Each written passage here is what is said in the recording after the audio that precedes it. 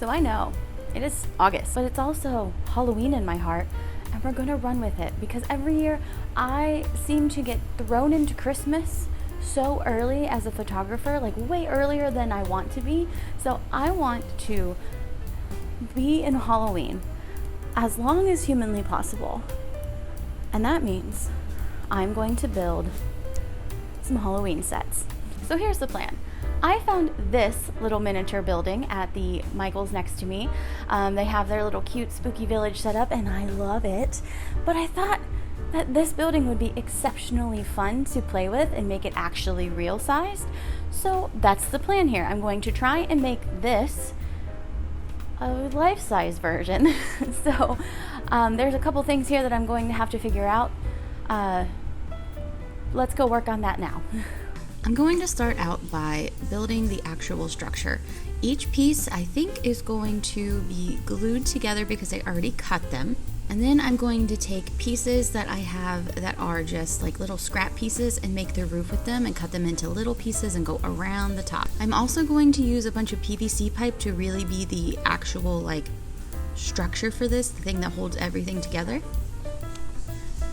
Also, I think for the roof, I'm going to use some scrap pieces that I have just lying around the studio from different projects. It's not necessarily insulation foam, but it is sturdy enough to hold the roof together. I think that's it. All right, now that that is all figured out, or sort of figured out, I'm sure something will come along and it will make me change all of my design. But I need to go ahead and start making the foam pieces look like wood. And I actually just saw Nerdforge do something like this when they redecorated their whole studio, which is amazing. If you haven't seen that video, you should definitely check it out. I'll link it below. But I need to do what they did with the wood pieces and foam that they used and kind of make it look more like wood. So basically they used a wire brush to kind of run up and down the foam pieces to make them look like wood. I don't have a wire brush, but I do have a comb. And I did a little test piece and it works great. So I'm going to basically brush all of my foam pieces that I already cut into looking like wood. So let's go do that.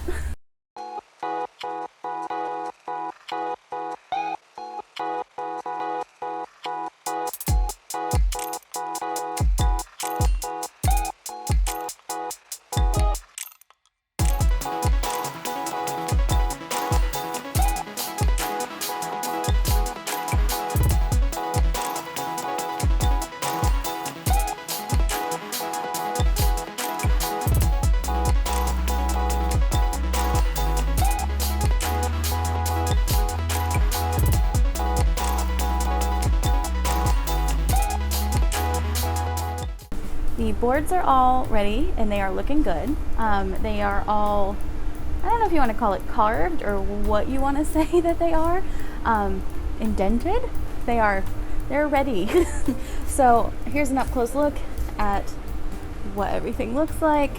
The next step is to take all of these boards, let me throw this one on the ground, and paint them with this little mixture that I've got, which is just basically regular white glue and brown paint, and that is going to seal the foam like I did with the Barbie box when it came to like putting Mod Podge on it, but I'm just going to use regular glue this time mixed with paint, and that way if I need to spray paint anything, it's not going to eat through the foam. So that's what I'm going to do now. It's probably going to take a while, so it might be the only thing I do today. Alright, so what I just did is I took all of the pieces and I matched them up together to remake the board that they originally came from. Because if you notice, there are some places like this that I cut really stupid. So my plan is I'm going to just piece them all back together like I have. I'm going to reinforce the backs so that I can cut them into the right sizes without making like weird gaps in the wood, and hopefully no one will notice that the pieces are cut stupid. And done. So what I'm gonna do next, I think, is on this board, I'm going to cut it a little above that top bracer and call that the top of the candy stand. So I don't think I want it to be as tall as the top of that, so I'm just gonna cut a little bit in the middle somewhere and call that the backboard. And then I will need to, with this one, cut the front panel, and then the rest of it will be the sides. So that I'm hoping works out and I don't actually have to go get more. So wish me luck.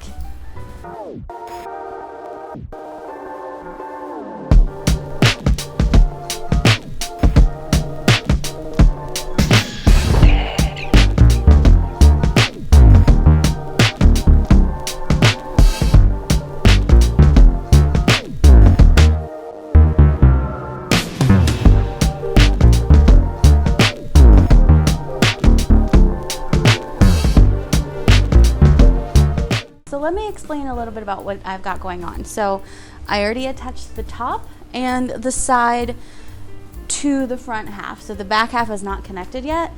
What I do need to do next is take these two pieces and size them up and make them the side over here, because there's nothing really there. And if you can tell, it's a little wiggly. So I need to fix that so that's not happening. And then I need to start building it up and make like the little roof part and connect everything to the back. So that's where we're at, and hopefully this all works. I'm really trying not to go get any more insulation foam, so hopefully I've got enough, because I've also got some like scrap pieces from other projects that are just kind of here. So fingers crossed. So it has been a couple of days since I have really done anything with this project.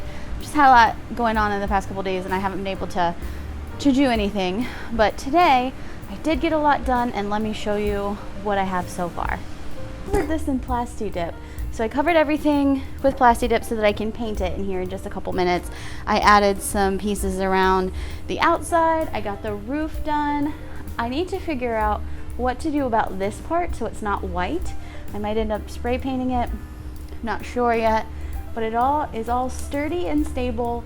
It does shake a little bit, but it's foam, so it's going to. But now, after I paint it, I need to make the signs that are going to go on the outside of everything, like the rotten candy signs themselves, and then decorate it. So today, the goal is to finish painting everything, to figure out the signs, and then figure out how I want to decorate it.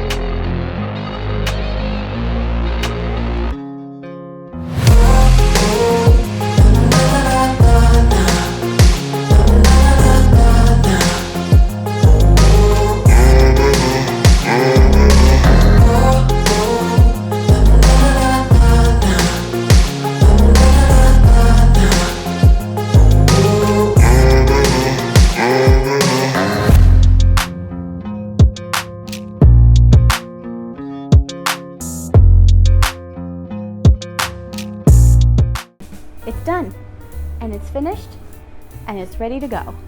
Yesterday I took this out to photograph it for my images that I would put out for people to see, to sign up to take pictures with the rotten candy stand, and I think that it looks super, super cool.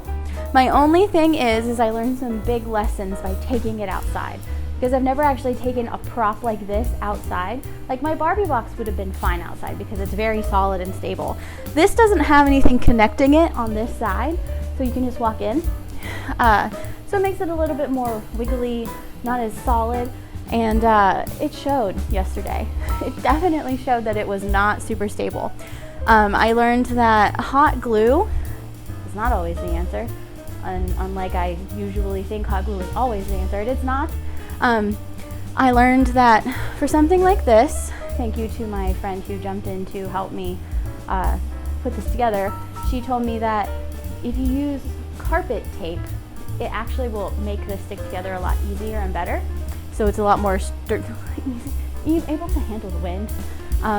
So I'm gonna go get some of that and fix some of the areas that kind of ripped apart during the huge wind gusts that we had yesterday. I feel like the wind knew I was planning to photograph this because it's not windy at all today. But yes, that was a big lesson that I learned, and I am actually thankful for learning that lesson so that I can continue to build things better and sturdier as I go on. I just want to also send out a huge thank you to Jessica Wolf, who was also here to help me hold down the fort literally because it was blowing away yesterday. She owns Paper Acorn, and if you're in Cincinnati, or honestly if you're anywhere, go check her out. She's a wonderful person. She makes amazing paper chandeliers. They're literally cool. Go look at them. I'll link her below. Let's move on to seeing the rotten candy stand in action, and I will see you next time.